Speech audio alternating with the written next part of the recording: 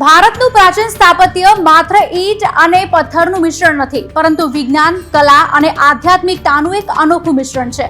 આનું એક ઉત્તમ ઉદાહરણ કર્ણાટકના હમ્પીમાં આવેલું વિઠ્ઠલ મંદિર અથવા તો કહી શકાય કે વિજયા વિઠ્ઠલ મંદિર છે.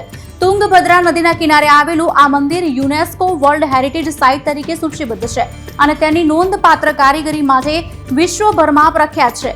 મંદિરમાં સંગીતમય સ્તંભો છે જે સંગીતમય અવાજો ઉત્પન્ન કરે છે.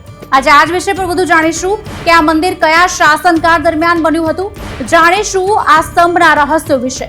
પહેલા એ જાણીએ મંદિર કયા શાસનકાળ દરમિયાન બન્યું હતું. વિજયનગર સામ્રાજ્યના રાજા દેવરાય બીજાના શાસનકાળ દરમિયાન 15મી સદીમાં બંધાયેલા આ મંદિરને મહાન રાજા કૃષ્ણદેવરાય દ્વારા વધુ સુંદર બનાવાયું. આ મંદિર ભગવાન વિષ્ણુના અવતાર ભગવાન વિઠ્ઠલને સમર્પિત છે. તેની દિવાલો પરની કોતરણી આજે પણ જીવંત દેખાય છે.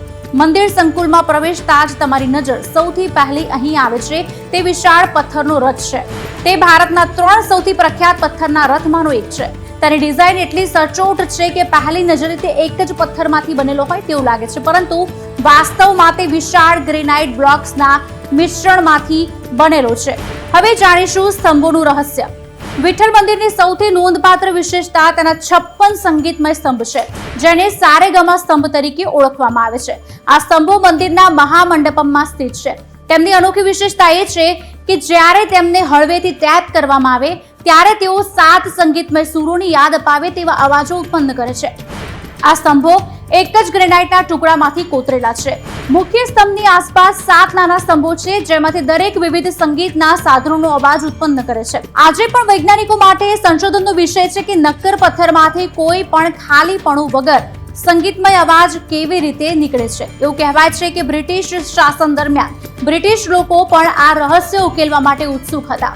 તેઓએ અંદર શું છે તે જોવા માટે 2 સ્તંભો કાપી પણ નાખ્યા હતા, પરંતુ કંઈ મળ્યું નહીં. સ્તંભો અંદરથી મજબૂત પથ્થરના હતા. તે આજે પણ મંદિર સંકુલમાં જોઈ શકાય છે. વિઠ્ઠલ મંદિર ફક્ત એક ધાર્મિક સ્થળ નથી, પરંતુ પ્રાચીન ભારતીય લિથોફોન્સ અથવા તો પડઘો પાડતા પથ્થરોનું ઉત્તમ ઉદાહરણ પૂરું પાડે છે. મંદિરની દિવાલ પર ઘોડાઓ, સૈનિક અને નર્તકોની જટિલ કોતરણી તે યુગની ભવ્યતા અને કલા પ્રત્યેના પ્રેમને પ્રતિબિંબિત કરે છે. મંદિરનો પ્રાંગણ એટલો મોટો છે કે એક સમયે હજારો લોકો ઉજવણી કરી શકે છે. સાંજે જ્યારે સૂર્યના કિરણો આ પથ્થર પર પડે છે ત્યારે આખું મંદિર સોનેરી દેખાય છે. આવા જ રસપ્રદ અને માહિતીસભર વિડીયો જોવા માટે અમારી ચેનલને સબસ્ક્રાઇબ કરો અને હા, બેલ આઇકન જરૂરથી પ્રેસ કરજો, જેથી વિડીયો તમારા સુધી તરત પહોંચે.